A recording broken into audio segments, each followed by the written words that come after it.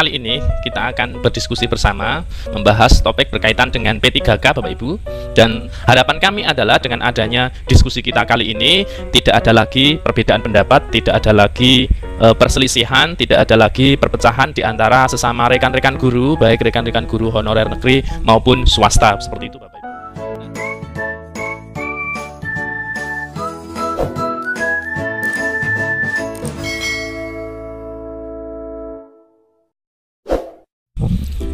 Baik, assalamualaikum warahmatullahi wabarakatuh. Selamat malam Bapak Ibu guru sekalian yang kami hormati. Bertemu lagi di channel Mas Guru, media informasi pendidikan bagi guru, siswa, dan orang tua. Nah, pada kesempatan kali ini kita akan berdiskusi bersama membahas topik berkaitan dengan P3K Bapak Ibu. Dan bahan diskusi kita kali ini adalah 1 juta P3K guru diprioritaskan untuk siapa? Seperti itu. Karena semenjak seadanya seleksi P3K guru tahap kedua, ada semacam sedikit perselisihan atau perbedaan pendapat yang pada akhirnya menimbulkan kesemburuan sosial, menimbulkan kesenjangan seperti itu Bapak Ibu, terutama antara Bapak Ibu guru honorer negeri maupun honorer swasta. Nah, harapan kami adalah dengan adanya diskusi kita kali ini tidak ada lagi perbedaan pendapat, tidak ada lagi perselisihan, tidak ada lagi perpecahan di antara sesama rekan-rekan guru, baik rekan-rekan guru honorer negeri maupun swasta, seperti itu Bapak Ibu. Nah, berkaitan dengan P3K guru yang pada saat ini kita berada di tahap kedua Bapak Ibu tentang seleksi P3K guru. Nah, sebenarnya sejak P3K seleksi tahap 1 itu dari Bapak Ibu guru non ASN yang mengajar di sekolah seperti itu ya, yang diselenggarakan oleh instansi daerah, itu Bapak Ibu bisa mengikuti seleksi P3K sejak tahap pertama. Dan juga untuk Bapak Ibu honorer XK2 seperti itu, ini bisa mengikuti sejak seleksi tahap yang pertama. Nah, permasalahan yang akhir-akhir ini terjadi adalah berkaitan dengan P3K tahap kedua Bapak Ibu. Pelamar yang dibuka bukan hanya dari guru honorer negeri saja, tetapi di sini guru swasta pun juga bisa mengikuti seleksi tahap kedua seperti ini.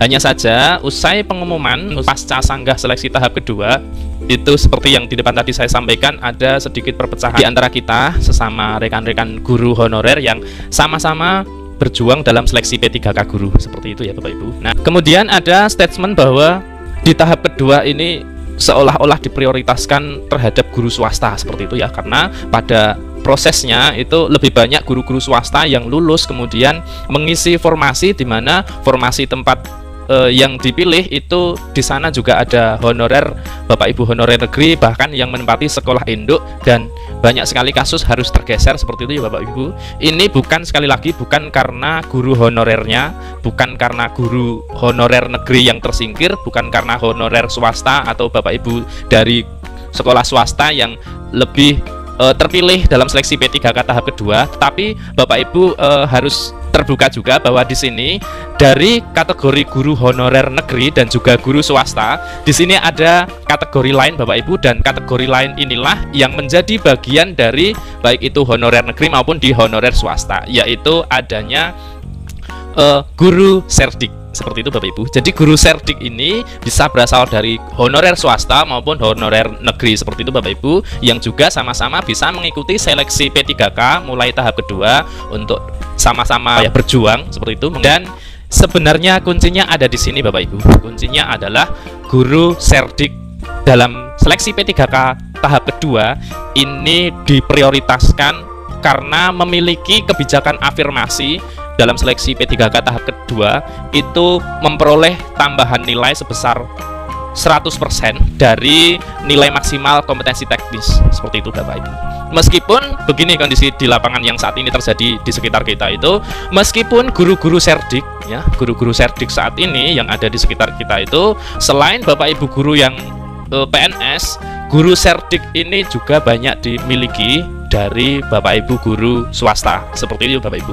Sehingga memang tidak salah jika pada prakteknya di lapangan, pada keadaan sebenarnya yang ada di lapangan dari seleksi P3K tahap kedua itu pengumuman pasca sanggahnya banyak didominasi oleh guru-guru swasta yang memiliki sertifikat pendidik. Jadi di sini kategorinya adalah guru berserdik Bapak Ibu, bukan karena guru swasta maupun bukan karena honorer negeri seperti itu ya. Jadi guru-guru serdik inilah yang mendapat prioritas atau mendapat tambahan nilai sebesar 100% afirmasi dari nilai maksimal kompetensi teknis. Jadi skornya itu bisa mencapai 500 poin seperti itu Bapak Ibu. Nah, permasalahannya begini Bapak Ibu. Memang untuk memperoleh sertifikat pendidik ya, di sini acuan kita adalah Permendikbud nomor 38 tahun 2020.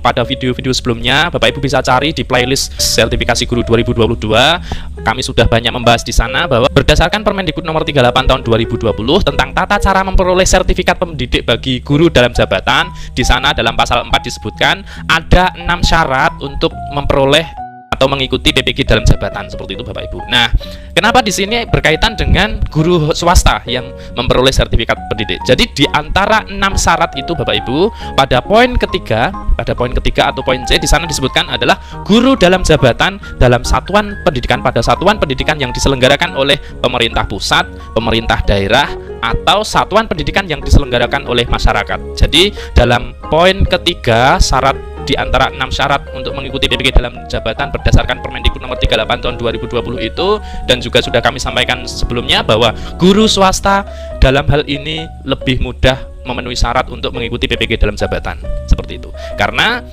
kendala Bapak Ibu guru yang saat ini honorer di negeri itu tidak bisa mengikuti sertifikasi atau pendidikan profesi guru dalam jabatan seperti itu, karena memang SK yang dikeluarkan adalah SK dari pusat atau SK dari daerah, baik bupati maupun dinas pendidikan seperti itu Bapak Ibu. Sehingga Bapak Ibu guru honorer negeri yang saat ini mengajar masih dengan menggunakan SK yang ditetapkan oleh kepala sekolah dari sekolah itu tidak bisa digunakan untuk mengikuti PPG dalam jabatan. Dalam hal ini adalah untuk memperoleh sertifikat pendidik.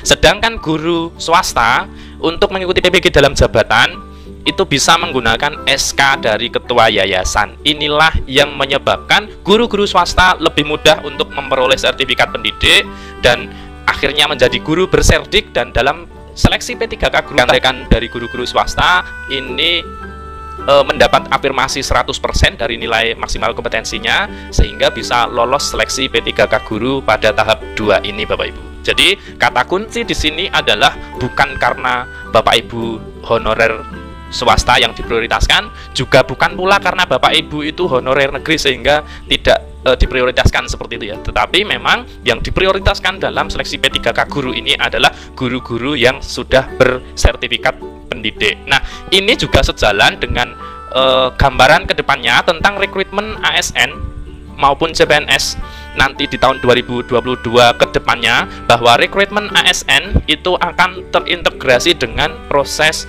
PPG atau pendidikan profesi guru, sehingga harapannya nanti pada saat rekrutmen guru baru, baik yang akan mengikuti seleksi melalui seleksi daerah maupun pusat, juga termasuk Bapak Ibu yang mengikuti rekrutmen melalui sekolah swasta itu akan mengikuti tahapan PPG dalam PPG prajabatan yang terintegrasi dengan proses rekrutmen calon tenaga pendidik baru, baik itu calon ASN maupun calon guru swasta. Ini sudah kami bahas juga dalam PPG prajabatan model baru di playlist sertifikasi guru 2022. Bapak Ibu bisa mengeceknya di sana. Jadi di sini yang ingin kami tekankan adalah mudah-mudahan dari sini tidak ada lagi perpecahan, tidak ada lagi perselisihan baik antara Bapak Ibu guru yang berada di lingkup sekolah negeri, Bapak Ibu guru honorer di sekolah negeri, maupun Bapak Ibu guru yang berasal dari sekolah swasta yang saat ini pada seleksi tahap kedua itu karena sudah banyak yang memiliki sertifikat pendidik sehingga banyak lolos untuk seleksi tahap kedua ini.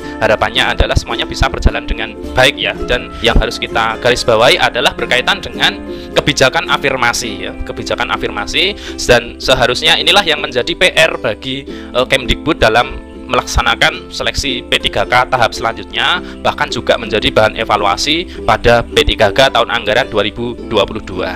Demikian Bapak Ibu informasi yang bisa kami sampaikan pada kesempatan kali ini. Terima kasih telah menyaksikan. Jangan lupa kita berdiskusi bersama di kolom komentar. Apabila Bapak Ibu ada yang ingin disampaikan bisa meninggalkannya di kolom komentar. Terima kasih. Saya akhiri. Assalamualaikum warahmatullahi wabarakatuh.